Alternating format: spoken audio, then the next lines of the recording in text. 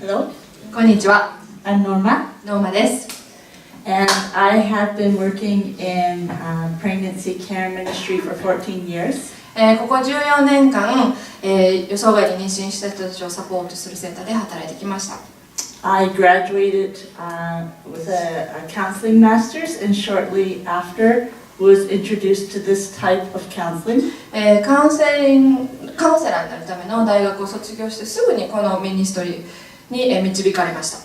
And from the beginning, I had a special heart for those women who had already experienced an abortion. そしてもうこのミニストリー始めてすぐの時から特に中絶後に苦しんでいる女性のために私は心があったんです。Laura mentioned people need hope to face their fears. ローラは先ほど言いましたけど、恐れに直面している人は希望が必要です。But they also need hope to make change. そしてまた変わるためには希望が必要なんです。Hope gives people the ability to see that there is something better that could be in their future. 希望というのはこの先にもっと何かいいものが待ってる、いいことが待ってるっていうことだからです。And that's key to facing an unplanned pregnancy. 特に予想外に妊娠している人にとってはそれが鍵となります。And it's also key to believing that you can be healed after an abortion. そしてまた、中絶後にあなたは癒されるんだよっていう希望、その鍵にもなります。Behind every unplanned pregnancy 予想外の妊娠の裏では is either sexual brokenness 性的に、傷ついている部分 or a lack of sexual integrity. もしくは、性的に誠実ではないから Maybe the person just didn't have the information. もしかしたらシンプル単純に本当に情報がなかったから。 The first pregnant teenager that I met was my sister. 私が一番最初に、出会った予想外に妊娠した人っていうのは私の、お姉さんだったんです。 I was 12 years old when she told me she was pregnant. 私は12歳の時に姉が私今妊娠しているのと言いました。 I didn't know what to say. なんて言ってあげていいのか分かりませんでした。 Then 8 years later, I had a roommate who was pregnant. そして8年経ったその後、今度はルームメイトが妊娠しました。 And she told her mother and sister about her pregnancy. お母さんにも妹にもその人は自分が妊娠したことを伝えました。 She asked me what I thought she should do. 彼女ノーマにも、どうしたらいいか聞きました。 And again, I wasn't sure of what was the right その thing to 時も say. 何て言ってあげていいのか分かりませんでした。 But I know now that that's actually good.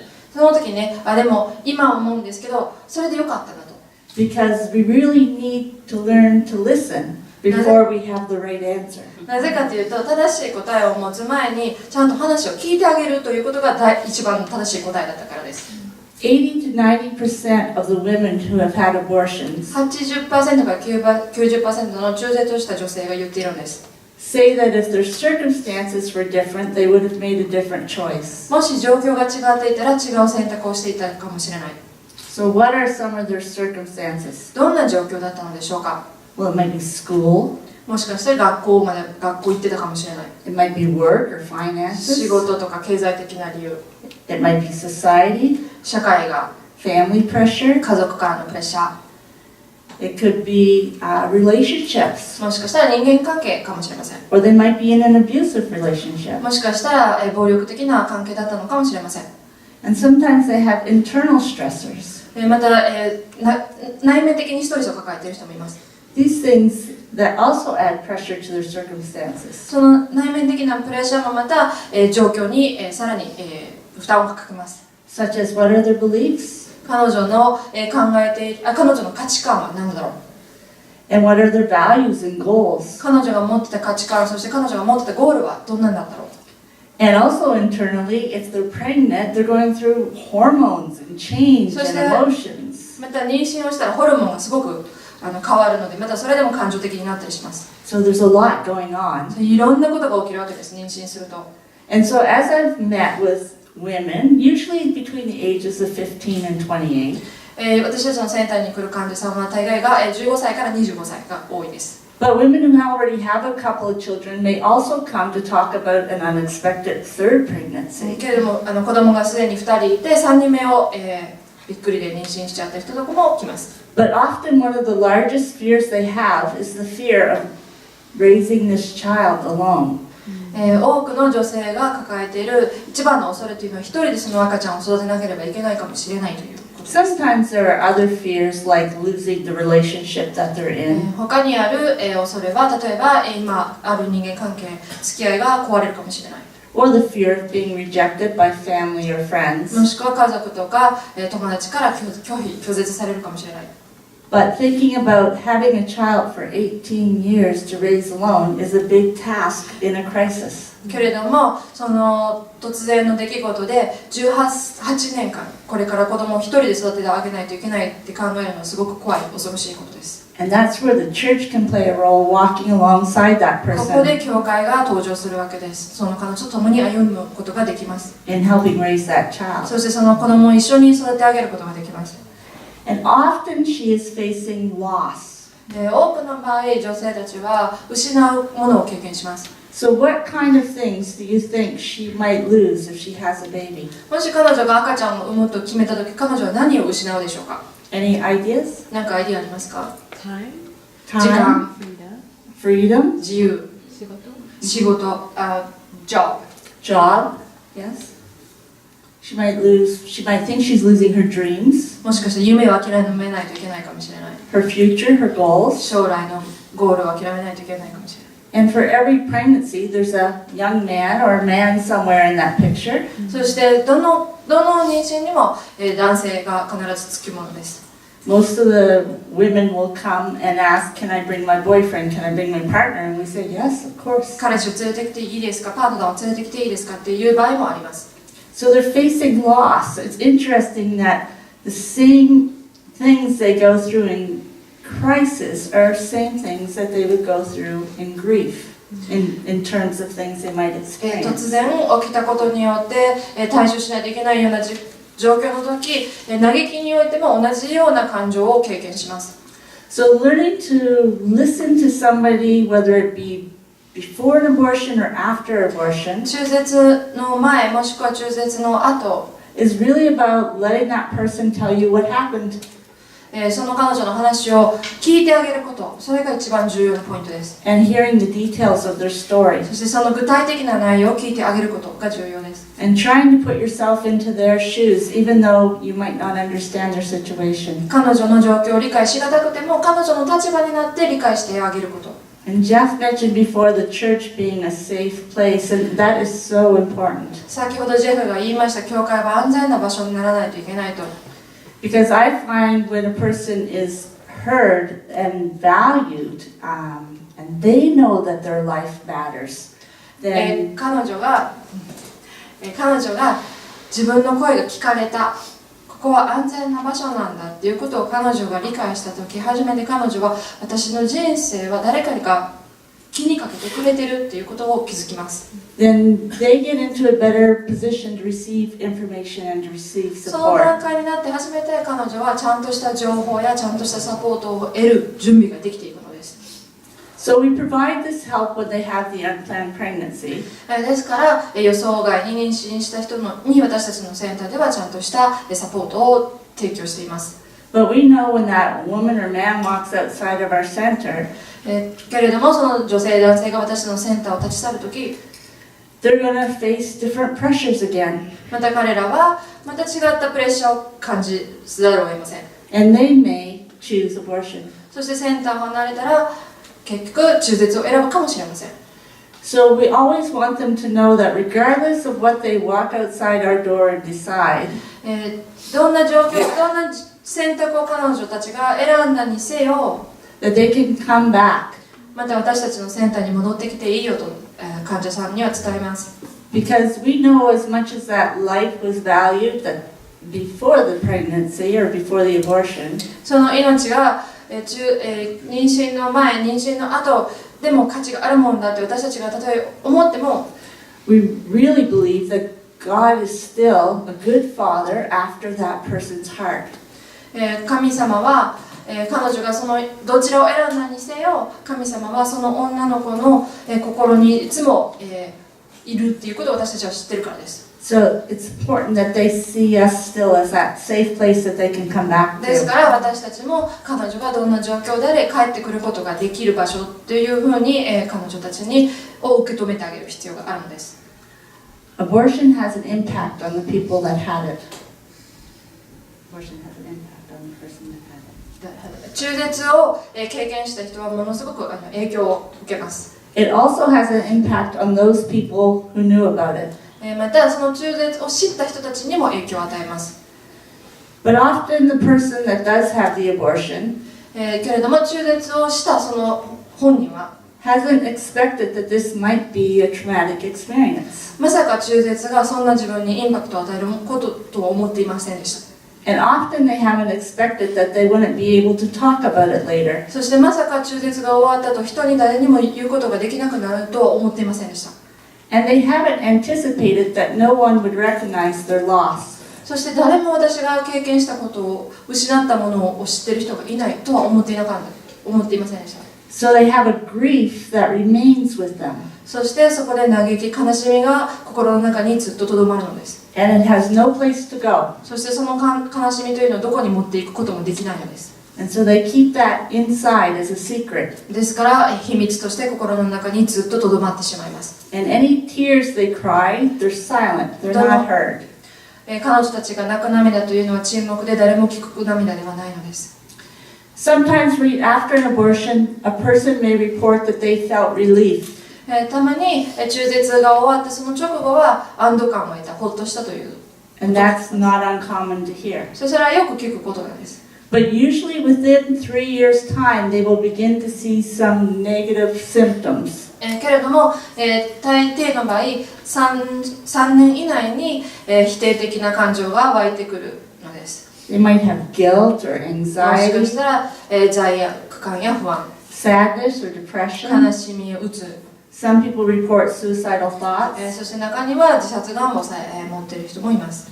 Some people have self-abusive behaviors. そして自傷行為を持つ人もいます。My roommate in university drank a lot of alcohol to numb the pain. その先ほどお話ししたルームメイトはお酒をもう感情が麻痺するまで飲み続けました。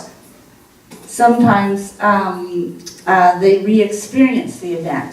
そして、中には、同時期に同じ中絶の経験がまた蘇る人がいます。Many women report flashbacks or それ nightmares をフラッ sometimes. シュバックというんですけども、もしくは夢で、中絶の夢を見る人もいます。And that would indicate that they had experienced a trauma, that's abortion.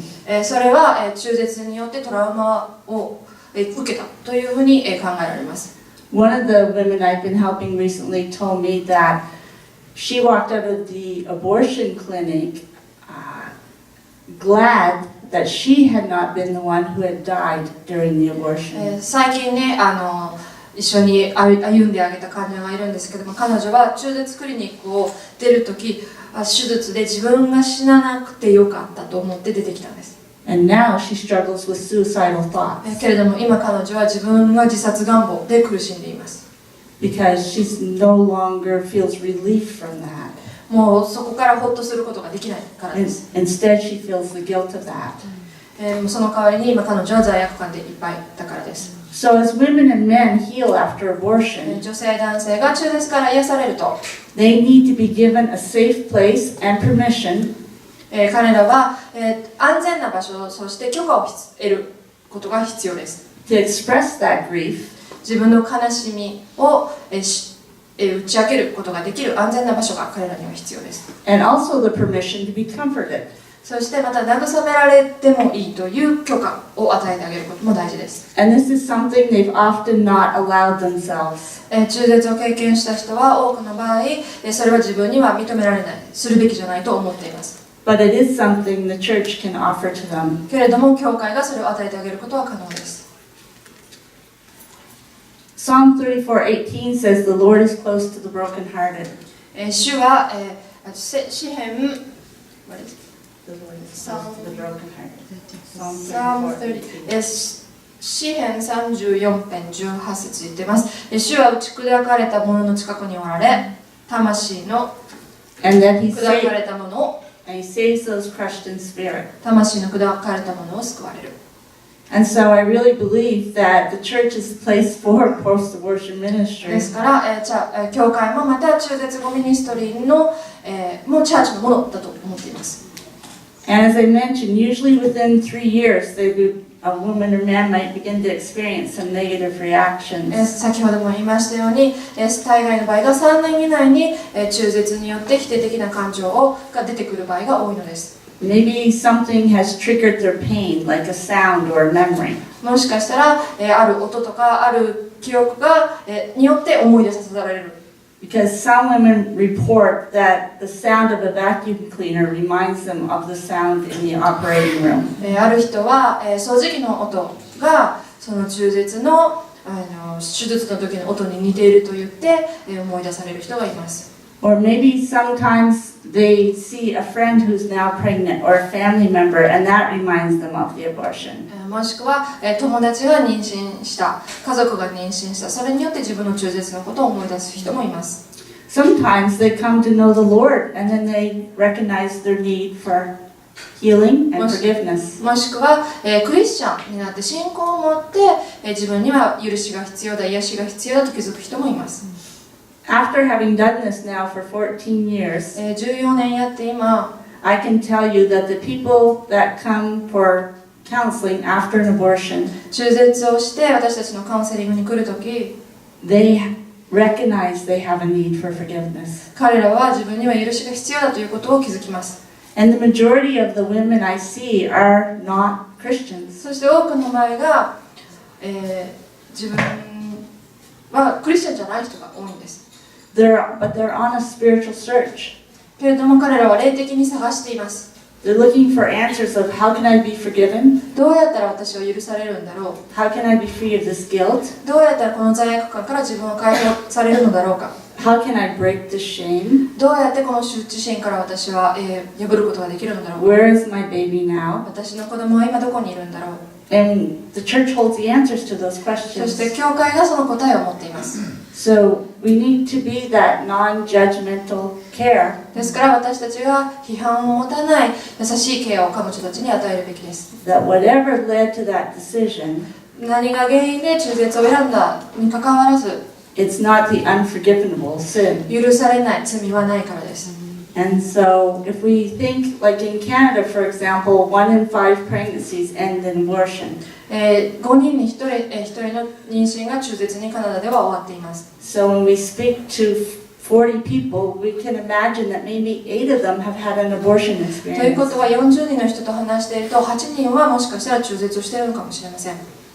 So our hope is to be that place of hope, of restoration. ですから私たちが、希望とそして回復希望と、修復することができるという希望を持っているという場所。And be that place that has those spiritual answers for them. そして彼らの霊的な、質問疑問に私たちがその答えを持っているんですよということ。So their search for forgiveness, we have the answer of that with the cross. そしてその悩んでいる人、霊的に自分はどこに行くのかって悩んでいる人のために十字架があるのです。And many women will say, I know God forgives me, but I don't feel it. 自分は許されたって分かっているけど自分はそう感じないという人もいます。But I believe we have something to offer them in terms of that healing also. そしてまたそのエリアでの癒しも私たちは提供してあげることができます。Because they need the healing from those consequences, the emotional, the mental, the relational. 感情的に、精神的に、そして人間関係でも壊れたエリアの癒しも私たちが提供してあげることができます。So thank you for taking the time to discuss 今 this. 日はこの話を私たちと共にする場を与えてくださり感謝します。 It's an important subject for both women and men. これは男性にとっても女性にとってもとても重要な内容です。And our hope is to see hearts restored and their voices restored. 私たちは心が修復されること、そして声が、また届くこと、それを願っています。Thank you. ありがとうございました。